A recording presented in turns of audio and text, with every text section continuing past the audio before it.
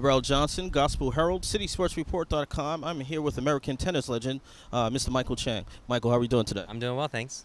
Now, how did you sleep last night? I'm sure you were out there at the marathon match last night, or this morning. It ended at 2:26. Were you out there? What were your impressions of such a marathon match? How did I sleep, or how much did I sleep? How much did you sleep? Yes. We got a few hours. I think we were in bed probably by 4 something last night. So, the match, finished close to 2:30 last night. So a lot of things still to take care of from there. And it was an exciting match, and proud of Kay to be able to really fight through, especially being down 2-1 and getting through it. And we got today off, and we'll rest up and hopefully come out and play some great tennis tomorrow against Stan. What has been? How did you start working with Kay, and what type of work have you been doing to him? We're already seeing the fruits of that labor.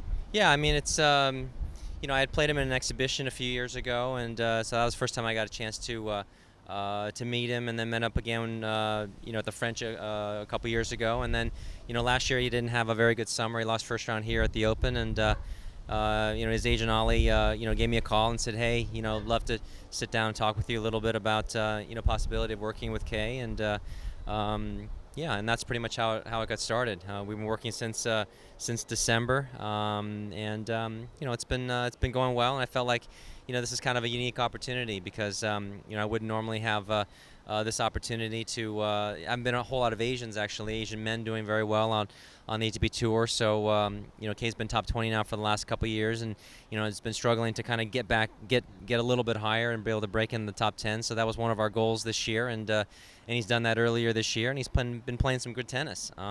He's beaten a lot of the top guys this year, and he works very hard, and little by little things are improving and getting better and better. You're a Christian. What are some times that you can recall in your life that your faith has been of most importance to you? Well, I think certainly in a lot of different circumstances.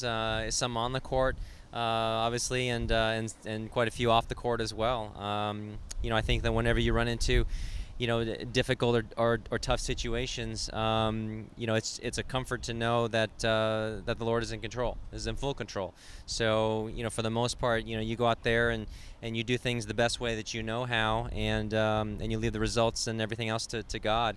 Certainly it takes a lot of pressure off, and I think when you know that a loving God is in full control, His plans are perfect. That it's easier to just give it to Him. Now we're here at the U.S. Open. When you come back to the U.S. Open, when you're here on the grounds, what memories come to mind? Yeah, I mean I have a lot of great memories here. Obviously, a lot of when I played here, at the Open, the Louis Armstrong Stadium was the stadium court. So a lot of things have changed. I have played in this venue quite a few years, and got to the finals, and got the semifinals a couple times. So what they've done here is extraordinary. The players obviously enjoy it, and it's a great venue for obviously for seeing the best tennis in the world. So.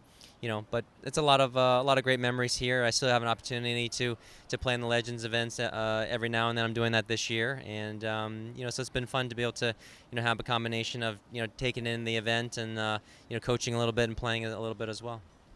Final question. American tennis, especially on the men's side, it's hit a dry spell since you were playing.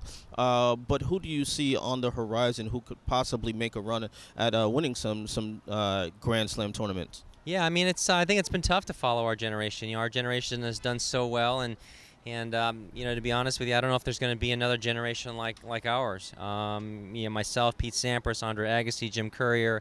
Malavi Washington is part of that. David Wheaton, Todd Martin. I mean, it's a pretty unbelievable group of of guys that have grown up playing against each other, and have done so well professionally. So the encouraging thing on the men's side, for the juniors at least, there's been a lot of good juniors coming out.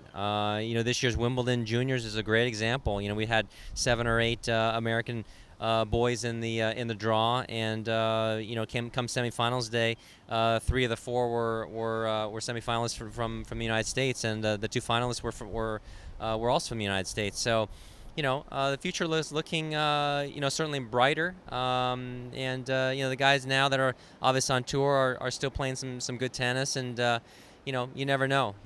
John Isner with his serve and power game.